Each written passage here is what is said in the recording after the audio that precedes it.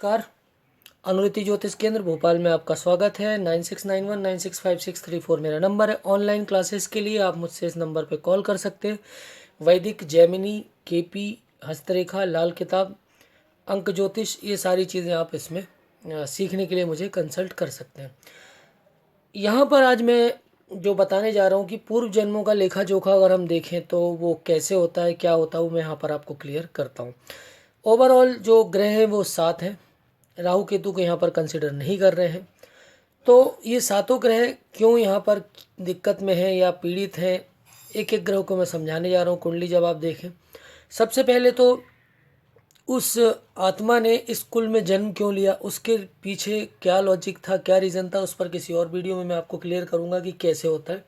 तो सबसे पहले यहाँ पर हम सातों ग्रह को देखेंगे, सूर्य, चंद्र, मंगल, बुध, गुरु, शुक्र और शनि को।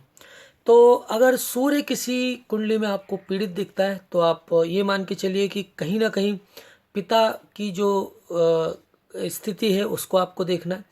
उनके कारण यहाँ पर सूर्य में कुछ प्रॉब्लम हो सकती है, क्योंकि सूर्य जब भी खराब होगा तो पिता के कर्मों के कारण या पिता के कारण वो खराब होगा कुंडली में।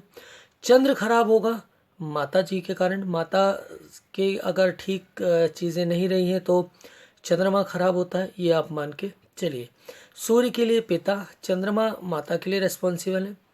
मंगल ग्रह की अगर हम बात करें तो किसी की भूमि, किसी का ज़मीन का दमन, इस तरह का कोई काम किया होगा, पूर्वजों द्वारा किया गया होगा, तो मंगल देव खराब होते। मतलब ये मेन भूमि से रिलेटेड चीज़ें, कुछ गड़बड़ हुई, प्रॉपर्टी, इस तरह की चीज़ें, तो वहाँ पर आपको देखना है कि इसके कारण क्या होगा। ये मंगल खराब होता है, मंगल सही नहीं होता कुंडली में।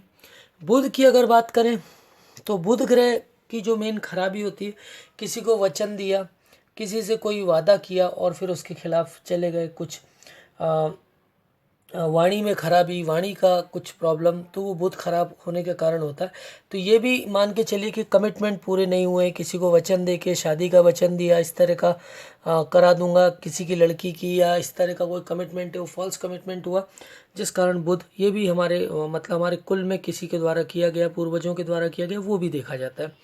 गुरु की अगर बात करें, गुरु तभी खराब होंगे ये मान के चलिए जब बड़े बूढ़ों का अपमान किया गया होगा, उनको सही तरीके से आपने जो ट्रीटमेंट है वो सही नहीं दिया, कहीं ना कहीं वो गुरु खराब इस कारण होता है। शुक्र की अगर बात करें, शुक्र ग्रह का जो मेन खराबी आती है वो किसी स्त्री को पीड़ा दी गई, उसको उसकी हत्या की गई, इस तरह की कोई चीज़ ज़रूर रही जिस कारण से शुक्र यहाँ पर कुंडली में खराब दिख रहे हैं। जो शनि है, जो शनि बेसिकली खराब होगा, वो हमारे पूर्व जन्म, जिसकी भी आप कुंडली देख रहे हैं, वो पूर्व जन्म में अगर क्या किया, कोई गलत काम किया, इस तरह की कोई चीज़ें हैं, तो वहाँ पर शनिदेव खराब होंगे। अब गुरु खराब है तो मतलब बड़े बूढ़ों का अपमान किया। शुक्र खराब है, स्त्री का अपमान, स्त्री को हत्या, नृशंस हत्या, इस तरह की कोई चीज़ की है जिस कारण से वहाँ पर शुक्र खराब हुए। अब यहाँ पर राहु को भी कंसिडर कर लेते हैं। राहु को बता देता हूँ, राहु देव कब खराब होंगे। राहु एक पापी ग्रह, राक्षस ग्रह है। तो राहु खराब होने का जो मेन कारण होता है वो होता है हमारे पूर्वजों द्वारा किया गया गलत कृत्य, उसके लिए मेनली जवाबदार होंगे राहु। पूर्वजों का पाप, इस कुल के जो पूर्वज थे उनके द्वारा कोई जघन्य पाप किया गया होगा जिस कारण से राहु खराब हुआ। तो ये ओवरऑल जो, और केतु राहु के साथ कंसिडर है इसलिए मैं केतु को अलग से नहीं बता रहा हूँ। तो इस तरह की चीज़ें आपको देखना है कुंडली में। कभी हम नहीं समझ पाते कि क्यों खराब हो रहा है ग्रह, क्यों कुंडली में ऐसी स्थितियाँ बन रही हैं, तो ये मेन ग्रहों का कारण और इनसे रिलेटेड जो चीज़ें वो मैंने आपको यहाँ पर क्लियर की हैं। कुंडली में आप जब भी देखें तो डायरेक्टली आप खुद देखें, जब सीख रहे हैं तो वो तो ठीक है, लेकिन किसी को भी डायरेक्ट आपको ऐसा नहीं बोलना है कि आपके पिता, आपके माता, भूमि से रिलेटेड या पूर्वजों से रिलेटेड, बड़ों से, वो आपको सिर्फ सीखने के पर्पज़ से मैं बता रहा हूँ। डायरेक्टली किसी को आपको नहीं बोलना है, ना समझाना है वहाँ पे कि ये मैं सिर्फ सीखने के लिए वीडियो बना रहा हूँ। जब आप कुंडली का विश्लेषण करें तो आप ये समझ सकते हैं कि किस कारण से कौन सा ग्रह खराब हो रहा है। ग्रहों के खराब होने को जब हम सुधारने की बात करते हैं तो यही जो चीज़ें की गई हैं। अब जैसे आप हैं, आप अगर कोई खराबी कर रहे हैं तो आगे पुत्र पर, पुत्री पर वो चीज़ खराब होगी। माता स्त्री है तो माता के कारण चंद्रमा, तो आप अपने बच्चों को सही रखना चाहते हैं तो इस तरह की चीज़ें माता पिता हैं तो आप अपना कर्मों को ठीक रखें ताकि जो संतान है उस पर कोई दिक्कतें ना आए।